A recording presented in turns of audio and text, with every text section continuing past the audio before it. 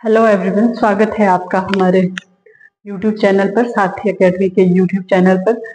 हम कर रहे थे इकोनॉमिक्स के कुछ बेसिक टॉपिक, जिसमें हमने जीडीपी को समझ लिया था।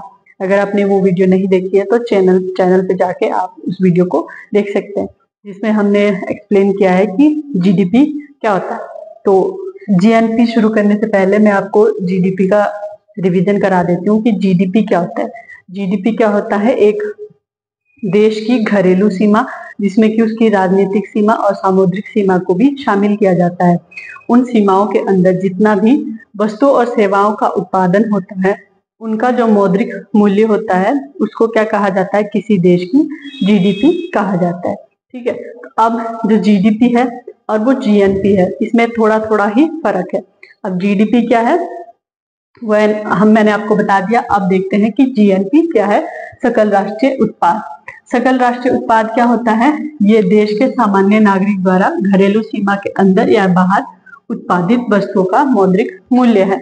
अब इसमें क्या है कि जो जीएनपी है, सकल राष्ट्रीय उत्पाद जो है, वो देश के निवासियों द्वारा क्या किया जाता है? देश की सीमा के अंदर या देश की सीमा के बाहर, मतलब विदेशों में भी उन जो वस्तुओं का और सेवाओं का निर्माण होता है, उसका जो मौद्रिक मूल्य वो क्या कहलाएगा? जीएनपी कहलाएगा। ठीक है, सिंपल सी बात है। अब जीएनपी निकालने के लिए हमें क्या करना पड़ेगा? जीएनपी निकालने के लिए सिंपल फॉर्मूला है कि जो आपकी जीडीपी जो आपने निकाली थी, उसमें आपने प्लस करना है एक्स और माइनस करना है एम। जीडीपी में प्लस करेंगे एक्स और माइनस करेंगे एम। अब ये देख लेते हैं कि ये एक्स क्या है और एम क्या है। ठीक है, एक्स है आपका देशवासियों द्वारा विदेशों में प्राप्त आय।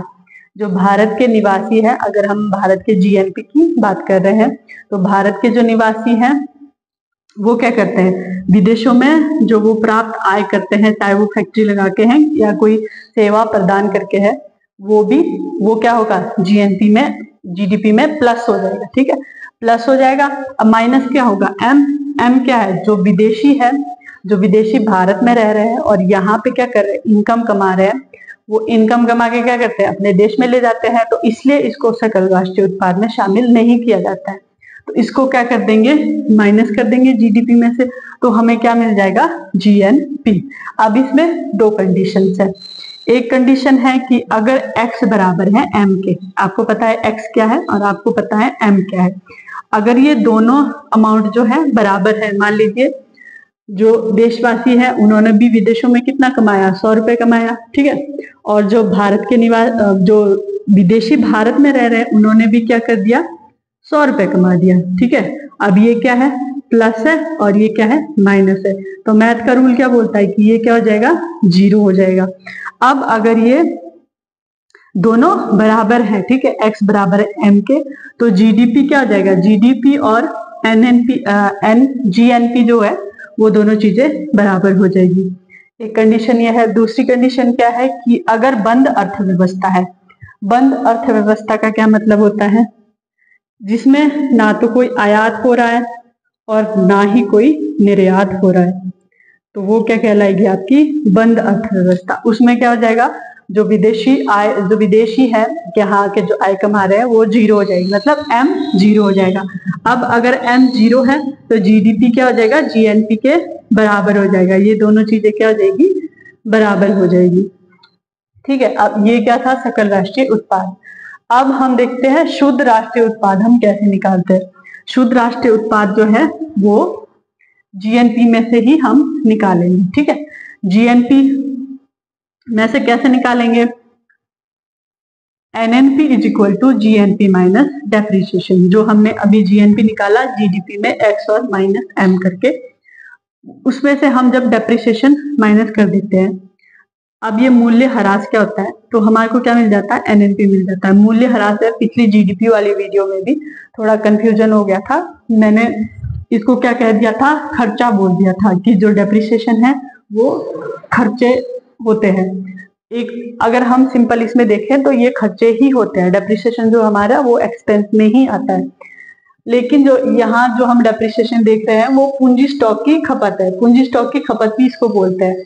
अब पूंजी स्टॉक क्या होते हैं? जो किसी वस्तु को उत्पादित करने में जो आपकी पूंजी लगी है, चाहे वो मानव के रूप में है, चाहे वो मशीन के रूप में है, और चाहे वो किसी एसेट के रूप में है, तो वो क्या आ जाएगी, आपकी पूंजी स्टॉक की खपत आ जाएगी। ठीक है, जैसे मान लो जीएनपी है, ठीक है, एनएनपी आप निकाल रहे हैं, एनएनपी इज इक्वल, आपके पास जीएनपी कितना है, मान लीजिए 100 रुपए है। ठीक है, अब ये जीएनपी मतलब इतने, ये जो सारे प्रोडक्ट है इसको बनाने में आपको कितना खर्चा आया था, एक्सपेंसिव मतलब जो पूंजी की खपत थी वो कितनी हुई आपको, मान लीजिए 20 रुपए हुई, तो उसको माइनस कर देंगे 20, तो आपके पास एनएनपी कितना आ जाएगा, एनएनपी हो गया आपका नेट नेशनल प्रोडक्ट, हो गया आपका 80। ठीक है, वो आपका नेट नेशनल प्रोडक्ट हो जाएगा।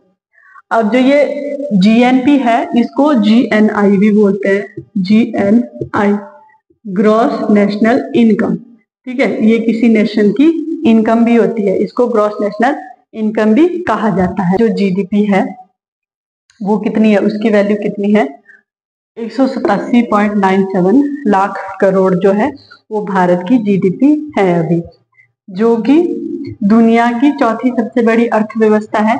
इससे पहले 4 कौन से है, अमेरिका है, चीन है, जर्मनी है, जापान है। इस बार ये कहा जा रहा है कि भारत जो है वो जापान को पीछे छोड़ देगा, इसलिए इसको चौथी सबसे बड़ी अर्थव्यवस्था कहा जा रहा है।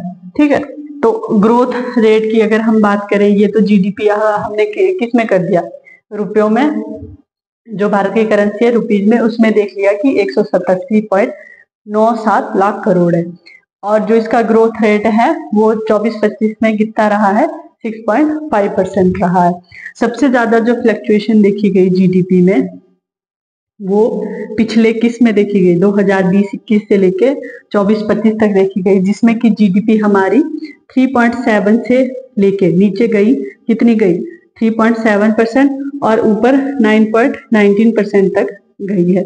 ठीक है, तो ये सबसे ज्यादा फ्लक्चुएशन इस जो है पर्टिकुलर ईयर्स के दौरान देखी गई। तो ये जीडीपी और जीएनपी के बारे में हमने कुछ इंफॉर्मेशन देखी। तो आगे ये जो इकोनॉमिक्स वाली सीरीज है वो जारी रहेगी, आगे आने वाले टॉपिक्स में हम और अच्छे से डिस्कस करेंगे। तो बने रहिए हमारे साथ और वीडियो को लाइक जरूर करें। Thank you.